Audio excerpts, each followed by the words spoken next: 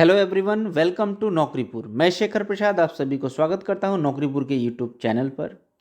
So friends, आज के current affairs class में हम इन 5 टॉपिकों को डिस्कस करेंगे, जिनमें Jyoti Prasad Agarwala, Himalayan wolf, Indian economy, revolt of 1857, fact about Ram Mandir शामिल है। तो चलिए बिना देर के हुए शुरू करते हैं आज का हमारा करंट अफेयर्स क्लास। रूप कुंवर ज्योति प्रसाद अग्रवाला। रूप कुंवर ज्योति प्रसाद अग्रवाला जी असम के पहले फिल्म मेकर के रूप में जाने जाते हैं, जो कि एक्चुअली में बिलोंग करते थे मारवाड़ राजस्थान से।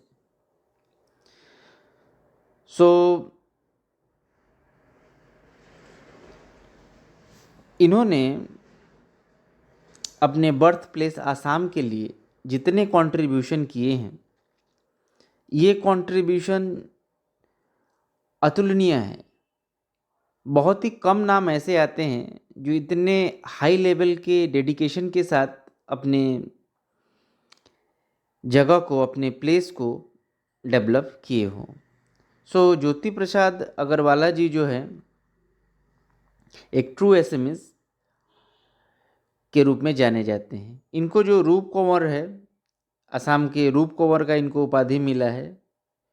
ही is a Rup Konwar of Assam. Forefather of Rup Konwar who has come to Assam from Rajasthan in the year of 1811। तो इनके फोर फादर्स 1811 सन में असम में आए थे।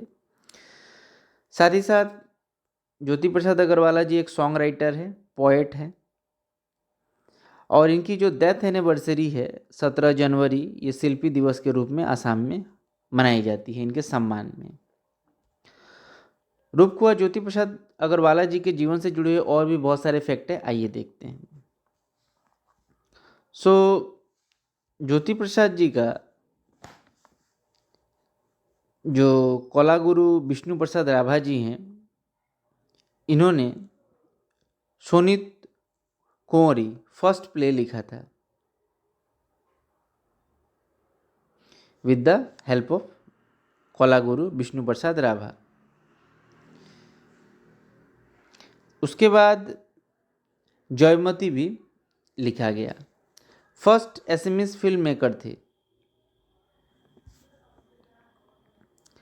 और he created Chitraban studio at Tezpur, और इन्होंने तेजपुर में चित्रवन स्टूडियो की स्थापना भी की थी।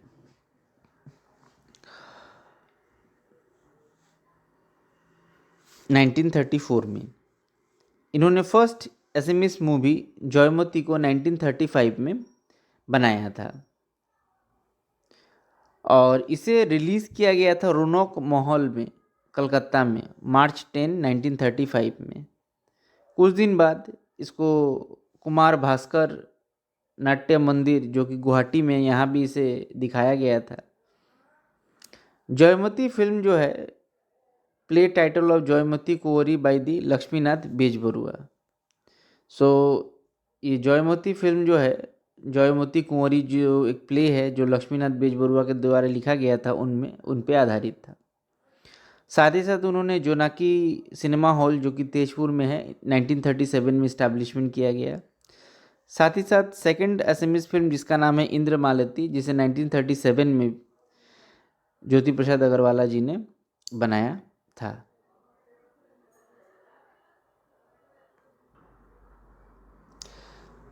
शिल्पी बोटा अवार्ड।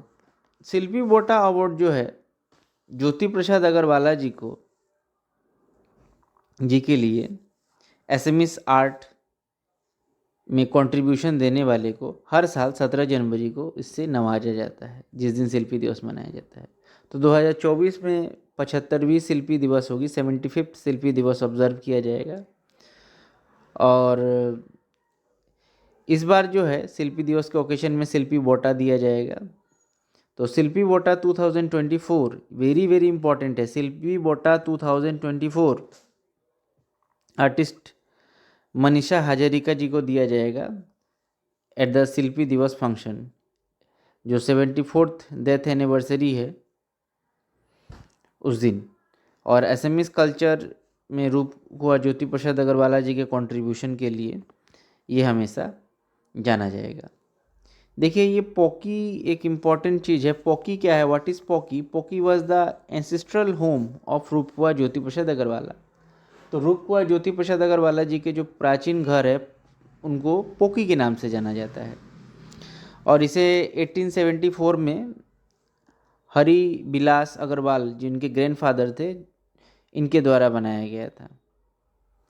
इसे पक्का, मतलब ये पहला पक्का घर था, first concrete house in the Tezpur, इसीलिए इसे पॉपुलरली पोकी कहा जाता था वहाँ पर। और इसे राजस्थानी और अहोम स्टाइल में बनाया गया है। गांधी जी जब 1921 में और 1934 में जब वो पूरे देश के भ्रमण पे निकले थे और असम आए थे, तब यहीं पोकी में वो ठहरे थे। तो ज्योति प्रसाद अग्रवाला जी ने जो जयमती, जो उनका फर्स्ट स्क्रिप्ट है, एसएमएस मूवी भी है, उसको उन्होंने स्क्रिप्ट ऑफ ज्योति प्रसाद को यहीं से इन्होंने रिलीज़ किया था, रिलीज फ्रॉम द जेल।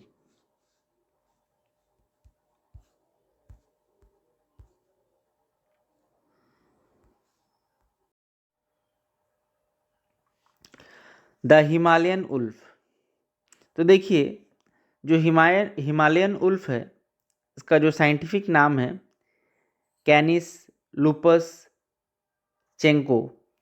ये प्रोमिनेंट लुपिनियन प्रीडेटर, इसे पूरे हिमालयन में इसे टैक्सोनॉमिक स्टेटस प्राप्त है। और ये पहले ये बहुत ही ज़्यादा मात्रा में एबल थे। हिमालय के जितने भी बर्फीले जगह हैं यहाँ पर ये हिमालयन उल्फ पाए जाते थे। लेकिन धीरे धीरे क्या हो रहा है कि इसे इनकी संख्या कमती जा रही है।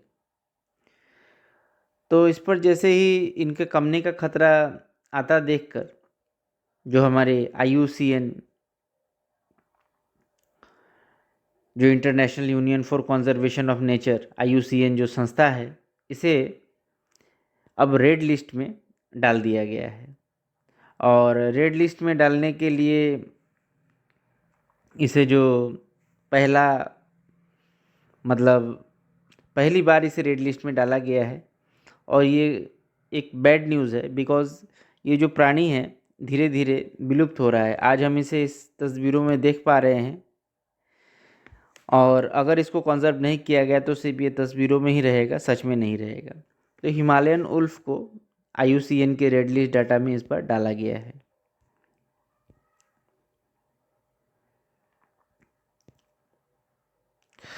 हिमालयन उल्फ जो है, हिमालयन उल्फ को categorize as a vulnerable, IUCN के रेड लिस्ट में से वल्नरेबल की कैटेगरी में रखा गया है। और जून 27, 2023 को ये फैसला लिया गया था।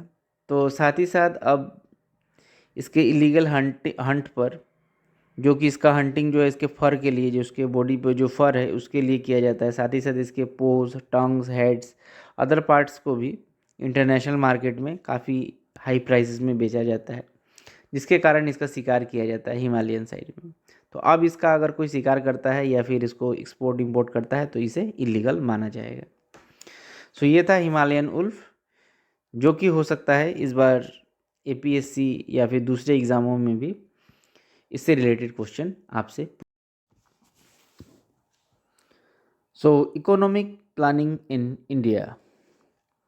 अगर इकोनॉमिक प्लानिंग की बात करें तो सबसे पहले प्लानिंग कमीशन की स्थापना जो है वो 1950 में की गई थी, under the chairmanship of Pandit Jawaharlal Nehru. साथ ही साथ गुरजाली लाल नंदा जी को फर्स्ट डिप्टी चेयरमैन भी बनाया गया था। और इकोनॉमिक प्लानिंग के पीछे जो बेसिक एम था वो था rapid economic development, growth of country. किन किन सेक्टर्स के द्वारा ये ग्रोथ किया जाना था? Agriculture, industry, power and all other sectors of economy, और इकोनॉमी के बाकी सारे सेक्टर्स के द्वारा। तो जब इकोनॉमिक प्लानिंग की गई हमारे भारत में, उस वक्त जो प्लानिंग है उसमें प्लान था, ग्रोथ रेट था, इम्पोर्टेंट सेक्टर्स थे और टारगेट कितना अचीव किया गया, इन सब 4 पैरामीटर्स को देखा गया है। तो देखिए जो पहला प्लानिंग था हमारा, फर्स्ट इकोनॉमिक प्लानिंग जो था वो 1951 से 1956 तक 5 साल चला। इसको हारोल्ड डोमार मॉडल भी कहा जाता है। हमने रखा था टारगेट 2.1% जो है डेवलपमेंट का, ग्रोथ रेट का, बट उससे ज़्यादा ही हमको अचीव हुआ। 3.6% हम लोगों ने अचीव किया। एग्रीकल्चर, इरिगेशन और इलेक्ट्रिसिटी, इन सेक्टर्स में डेवलपमेंट के लिए ज़्यादा ध्यान दिया गया था। उसके बाद सेकेंड इकोनॉमिक प्लानिंग जो है 56 से 61 तक चला। इसको कहा जाता है PC Mahalanobis two sector model. तो पीसी महालोनोबिस का जो टू सेक्टर मॉडल है उसमें 4.5% से लेके 4.2, यानी कि टारगेट था 4.5 का और अचीव हुआ 4.2। इसमें हेवी इंडस्ट्रीज़ को डेवलप करने के लिए ज़्यादा जोर दिया गया था। और थर्ड प्लानिंग 1961 से 66 तक चला और इसमें जो टारगेट था वो 5.6 रखा गया था, लेकिन अचीवमेंट बहुत ही कम 2.8 हुआ। इसके पीछे कारण है 61 से 66 तक भारत ने 1962 में जैसे इंडो चाइना वॉर हो गया, फिर पाकिस्तान का भी हमला हुआ था, तो इन सब कारणों से जो है जो टारगेट जो है 5.6 का वो अचीव नहीं हो पाया। So food grains, heavy industries, ये सब सेक्टर को डेवलपमेंट करने का प्लान थर्ड प्लान में लिया गया था। प्लान हॉलीडे, फिर 66 से लेकर 69 तक कोई 5 ईयर प्लान नहीं था, प्लान हॉलीडे कहा गया है। फोर्थ इकोनॉमिक जो प्लानिंग था वो 69 से 74 तक 5 साल चला। टारगेट था 5.7, अचीवमेंट हुई 3.3 और डेवलपमेंट करने का जो सेक्टर था वो एग्रीकल्चर ही पकड़ा गया था। फिफ्थ प्लान की अगर हम बात करें तो ये 1974 से 78 तक चला, 4 साल चला। 4.4 टारगेट था, 4.8 इसका अचीवमेंट हुआ था। रिमूवल ऑफ पॉवर्टी, गरीबी हटाओ, इसका मुख्य नारा था फिफ्थ 5 ईयर प्लान का। इस समय इंदिरा गांधी भारत की प्रधानमंत्री थी। फिर उसके बाद 78 से 80 तक रोलिंग प्लान रहा, इसी को कॉन्टिन्यूस रखा गया। सिक्स प्लान की अगर हम बात करें तो टारगेट रखा, इसका जो पीरियड था 1980 से लेकर 85, 5 साल। 5.2 इसका टारगेट था, 5.4 अचीव हुआ, ज़्यादा ही हुआ है। एग्रीकल्चर, इंडस्ट्रीज, इन दोनों सेक्टर को डेवलपमेंट करने के लिए जोर दिया गया था। फिर जो सेवेंथ प्लान है, सेवेंथ प्लान में भी इस प्रकार के जो ये है 1985 से 90 तक 5 साल, 5.0% का अचीवमेंट का टारगेट था, 6% हम लोगों ने अचीव किया। एनर्जी, फूड ग्रेन्स, इन सब सेक्टरों में डेवलपमेंट का ज़्यादा ध्यान रखा गया। इसके बाद 90 से लेकर 92 तक 2 एनुअल प्लान्स रखे गए, एक एक साल का एनुअल प्लान्स था। फिर 8 5 ईयर प्लान 92 से 97 तक रखा गया। इसमें ह्यूमन रिसोर्स और एजुकेशन सेक्टर को डेवलपमेंट करने की बात कही गई। नाइन्थ प्लान में जो है 6.5 का टारगेट था, 5.4 अचीव हुआ। इसमें सोशल जस्टिस को डेवलपमेंट करने के लिए रखा गया था और 97 से 2002 तक ये प्लान चला था। 10th 5 ईयर प्लान 2002 से 2007 तक। 8.1 जो है इसका टारगेट रखा गया था, 7.5 अचीव हुआ था। इनकम, एनर्जी, इन सब सेक्टर में काम किया गया था। 12 प्लान की अगर हम बात करें तो 2007 में स्टार्ट हुआ था, 2012 में कंप्लीट हुआ था। 8.0% इसका जो अचीवमेंट था और इंक्लूसिव ग्रोथ, इसको मेन टारगेट रखा गया था। लास्ट 5 ईयर प्लान था 12 5 ईयर प्लान, 2012 से 2017 तक रखा गया था, बट 2014 में ही इसको ख़त्म कर दिया गया। Fast, sustainable and more inclusive growth, ये सब टारगेट 12 5 ईयर प्लान में शामिल थे। इसके बाद सीधे सीधे नीति आयोग आ जाता है, आपको तो पता ही होगा, national institute for transforming India, NITI Aayog. सो ये है 5 ईयर प्लान ऑफ इंडिया, जिसमें हमने बहुत सारे प्लान्स रखे और उन सभी को अचीव भी किया। तो प्लानिंग कमीशन के हेड कौन होते हैं ये आप याद रखिएगा। Chairmanship of prime minister of India, इसके साथ साथ डिप्टी चेयरमैन भी इसमें होते हैं। और बाकी इसमें फर्स्ट 5 ईयर प्लान और साथ ही साथ जो प्लान हॉलीडेज़ हैं, इन सब के बारे में थोड़ा बहुत स्टडी करना पड़ेगा। किन किन सेक्टर में, जैसे कि ये टारगेट कितना अचीव हुआ है, कौन से सेक्टर को डेवलपमेंट करने की बात कही गई थी, ये सब थोड़ा देख लेना जरूरी है। Revolt of 1857। So revolt of 1857 जो है मेरठ में 10th में 1857 में स्टार्ट हुआ था। तो इसमें बहुत सारे कारण थे, जिसमें पॉलिटिकल कोज, इकोनॉमिक कोज, मिलिट्री कोज और ग्रीवेंसेस ऑफ सिपोइस, बहुत सारे कारण थे। तो इसमें जो पॉलिटिकल कोज था वो था डॉक्ट्रिन ऑफ लैप्स। तो डॉक्ट्रिन ऑफ लैप्स एक ऐसा पॉलिसी था कि अगर कोई इंडियन राजा या फिर सम्राट का अगर कोई अपनी संतान नहीं है, उन्होंने किसी बच्चे को एडॉप्ट किया है, तो वो जो है उस जगह का जो है वो राजा नहीं बन सकता। वो जो प्लेस है, वो जो राज्य है, वो ऑटोमेटिकली ब्रिटिश के हाथों में चला जाएगा, जिसे डॉक्ट्रिन ऑफ लैप्स नाम दिया गया था। दूसरा कारण था इकोनॉमिक कॉज, जिसमें heavy taxation, eviction, discriminate tariff policies, Indian products को जो है उसमें हेवी टैक्स लगाए जाते थे।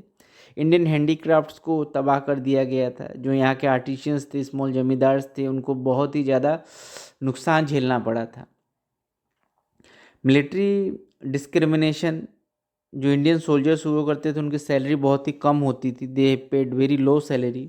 साथ ही साथ उनको सूबेदार से अधिक ऊपर का रैंक नहीं दिया जाता था, जो कि एक रेशियल इंसल्ट ही था। और सिपाही ग्रीवेंसेस की अगर हम बात करें तो उस समय जो है एक इनफील्ड राइफल मतलब यूज़ में लाया गया था, जिसमें कार्टेजेस जो होते थे, गोलियां जो होती थी, उसको उसमें जो होता था पैकेट में आता, उसको दांत से फाड़ के उसको मतलब बंदूक में लगा के तब चलाया जाता। तो ऐसा मतलब ये हो गया कि उसमें कि फैट मिला हुआ है, एनिमल फैट मिला हुआ है, जिसके कारण जो विभिन्न संप्रदाय और धर्मों से बिलोंग करने वाले सिपाही थे उसको यूज़ करने से मना कर दिए। तो देखिए इन सभी कारणों से 10th में 1857 को, रिवोल्ट ऑफ 1857 हमारे पूरे भारत में फैल गया। साथ ही साथ ब्रिटिश ने सोशल रिफॉर्म्स लाए थे, जैसे window remarriage, evolution of Sati, education for girls, Christian missionaries का ये करना। तो सेंटर ऑफ रिवोल्ट, लीडर और ब्रिटिश और सेपरेशंस कौन कौन से थे, आइए हम इन रिवोल्ट के बारे में जानते हैं। तो देखिए दिल्ली में बहादुर शाह द्वितीय और बख्त खान इसको लीडर कर रहे थे, और जॉन निकोलसन और हडसन ये दो ब्रिटिश जो ये थे मतलब ऑफिसर्स थे, इसे दबाने की चेष्टा कर रहे थे। बनारस में लियाकत अली और जेम्स नेल इसके ये थे दबाने के लिए। कानपुर में नाना साहेब, तांते टोपी, अजीमुल्ला खान थे, और कैंपबेल, हैवलॉक, इनके हाथ में इसे सप्रेस करने का दायित्व दिया गया था। उसके बाद झांसी में Rani Lakshmibai, Sir Hugh Rose, Bareilly में Khan Bahadur Khan, Sir Colin Campbell को दायित्व दिया गया था दबाने का। अवध बिहार में वीर कुंवर सिंह, विलियम टेलर और विंसेंट ईयर, इनको दायित्व दिया गया था इस रिवोल्ट को दबाने का। तो देखिए रिवोल्ट ऑफ 1857 इंडियन हिस्ट्री का फर्स्ट रिवोल्ट ऑफ इंडिपेंडेंस के रूप में भी कहीं कहीं जाना जाता है। तो इससे बहुत सारे क्वेश्चंस हर साल बहुत सारे कॉमन आते हैं। तो काइंडली इस टॉपिक को आपको बहुत ही ध्यान से पढ़ना पड़ेगा। न्यूली कंस्ट्रक्ट अयोध्या राम मंदिर के बारे में हम आज कुछ फैक्ट्स जानेंगे। चलिए शुरू करते हैं। जो मेन टेम्पल है वो मेन टेम्पल टोटल 2.7 एकड़्स में बना हुआ है, और 2.7 एकड़्स के अंदर 57,400 स्क्वायर फीट में ये मंदिर का पूरा कंस्ट्रक्शन बना हुआ है। मंदिर की अगर हम हाइट की बात करें तो ये 161 फीट है, और टोटल लेंथ की बात करें तो वो 360 फीट है। मंदिर की अगर हम वाइड यानी चौड़ाई की बात करें तो वो 235 फीट है। मंदिर में कुल मिलाकर 3 फ्लोर्स हैं, ground floor, first floor and second floor. Ground floor में कुल 160 कॉलम्स लगे हुए हैं, फर्स्ट फ्लोर पर 132 और सेकंड फ्लोर पर 74 कॉलम्स लगे हुए हैं। टोटल नंबर ऑफ गेट्स की अगर हम बात करें तो वो है 12। चीफ आर्किटेक्ट जो इस मंदिर को बनाने वाले हैं, इनका नाम है चंद्रकांता सोमापुरी। सोमापुरी जी बिलोंग करते हैं टेम्पल आर्किटेक्ट फैमिली से। इनके पूर्वजों ने अभी तक पूरे भारत में 200 से अधिक जो है मंदिर पूरे भारत में बनवाए हैं। तो इनके परिवार ने सोमनाथपुरी के ग्रैंडफादर जो थे वो सोमनाथ मंदिर जो कि गुजरात में है 1949 में डिजाइन किया था। साथ ही साथ अक्षरधाम टेम्पल, स्वामी नारायण टेम्पल, बिरला मंदिर, ये सारे मंदिरों का निर्माण गुजरात, मुंबई और कोलकाता में इन्हीं के फैमिली द्वारा किया गया है।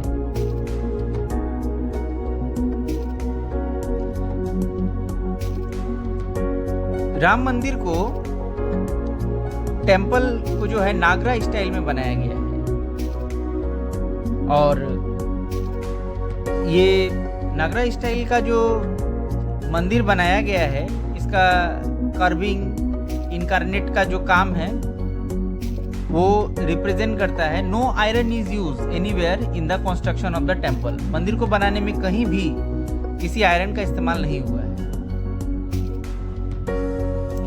और राम मंदिर का जो फाइनल कंस्ट्रक्शन है वो दिसंबर 24 को कंप्लीट कर लिया गया है। और मंदिर के भीतर जो है inside the mandir complex there will be propose a temple dedicated to, और भी मंदिर बनेंगे, महर्षि वाल्मीकि, वशिष्ठ, विश्वामित्रा एंड अगस्त्य। इन सभी महानुभूतों का भी मंदिर यहाँ बनाया जाएगा। मेन एंट्रेंस गेट जो है वो राजस्थानी सैंड पिंक स्टोन से बनाया जाएगा। The temple will be lion gate और द सिंह द्वार, और ये जो मेन गेट होगा इसे सिंह द्वार या लायन गेट के नाम से जाना जाएगा। तो ये थे कुछ फैक्ट राम मंदिर के बारे में। Thank you.